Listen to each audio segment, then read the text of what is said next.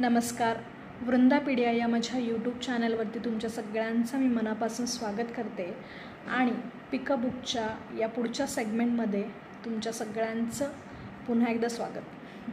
तर आज आपण ज्या पुस्तकाबद्दल बोलणार आहोत त्याच्याविषयी तुम्हाला कॅप्शनमध्ये कळालंच असेल. तर ते पुस्तक म्हणजे हे आहे मनोहर तरी. आहे मनोहर तरी हे सुनीता देशपांडे यांची आत्मकथा आहे.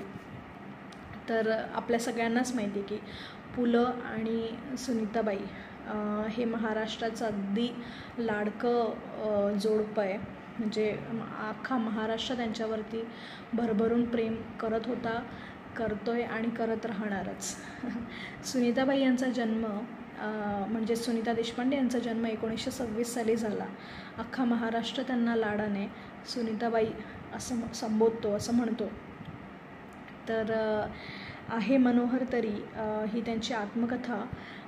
ह्यामध्ये त्यांनी त्यांच्या आयुष्यातल्या सगळ्याच पैलूंना हात घातला आहे. त्यांचं बालपणापासून त्यांनी स्वातंत्र्य लढ्यामध्ये घेतलेला भाग, त्याच्यानंतर पुलंबरोबरचं त्यांचं नातं, एक काय म्हणतात त्याला, ते जर आत्ताच्या आपल्या ह्या ज्या जनरेशनमध्ये जर का असले असते तर खरंच आपण त्यांना पॉवर कपल म्हणूनच संबोधलं असतं.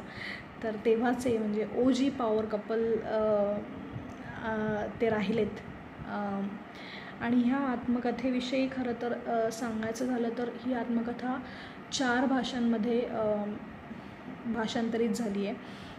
गुजराती, हिंदी, इंग्रजी आणि कन्नडा ह्या 4 भाषांमध्ये हे पुस्तक किंवा ही आत्मकथा भाषांतरित झाली आहे. 1990 साली मौज प्रकाशनतर्फे पहिल्यांदा ही आत्मकथा प्रकाशित झाली.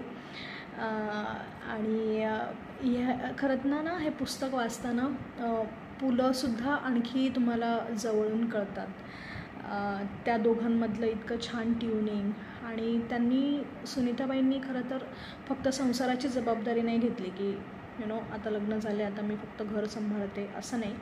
पण त्यांनी पुलंचं प्रूफ रीडिंग, प्रकाशन, त्यांचे कार्यक्रम, त्यांचं ट्रस्टचं काम, ह्या सगळ्या फ्रंटवर त्यांनी पुलांना इतकी उत्तम साथ दिली आहे. तर ते प्रत्येक ह्याच्यामधनं, प्रत्येक किस्सांमधनं रिफ्लेक्ट होतं ह्या आत्मकथेमध्ये.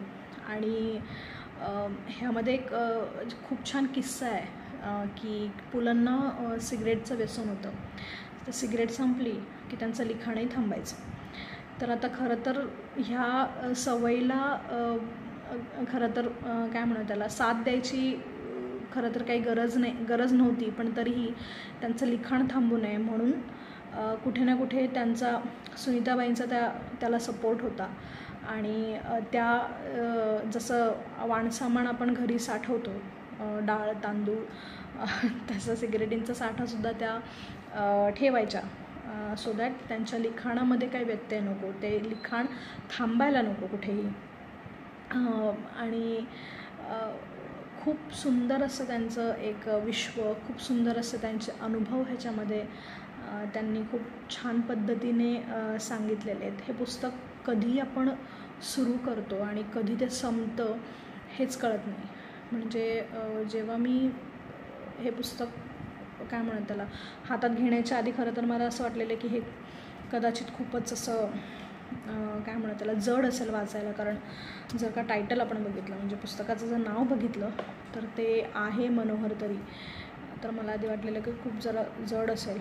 पण जसं जसं वाचायला सुरुवात केली तसं खूपच इंटरेस्टिंग होत गेलं. आणि मला वाटतं मी एक आठवड्याभरामध्ये हे पुस्तक संपवलं असेल. आणि ते संपल्यानंतर असं झालं की अरे इतक्या लवकर ते पुस्तक संपलं.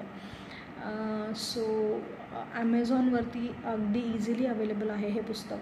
आणि जर का तुम्हाला म्हणजे पुलं कुणाला नाही आवडत तर पुलंविषयी तुम्हाला जर अजून पुलं आणि सुनीताबाई या दोघांच्या विषयी जर का तुम्हाला खरंच आणखी उत्सुकता असेल, आणखी जाणून घ्यायचं असेल त्यांच्याबद्दल, तर हे पुस्तक मी नक्कीच रेकमेंड करते. हे मस्ट रीड आहे. आणि काय म्हणतात त्याला, तुम्हाला जर का ॲज अ बिगिनर म्हणूनसुद्धा पुस्तक वाचन चालू करायचं असेल आणि तुम्ही जर का एका मराठी पुस्तकाच्या शोधामध्ये असाल तर हे पुस्तक नक्कीच तुम्हाला मदत करेल. त्यामध्ये माझं काही दुमत नाही आहे. तर आजचा भाग तुम्हाला कसा वाटला आणि तुम्हीसुद्धा आत्ता सध्या जर का काही वाचत असाल तर ते सुद्धा मला कमेंट बॉक्समध्ये सांगा.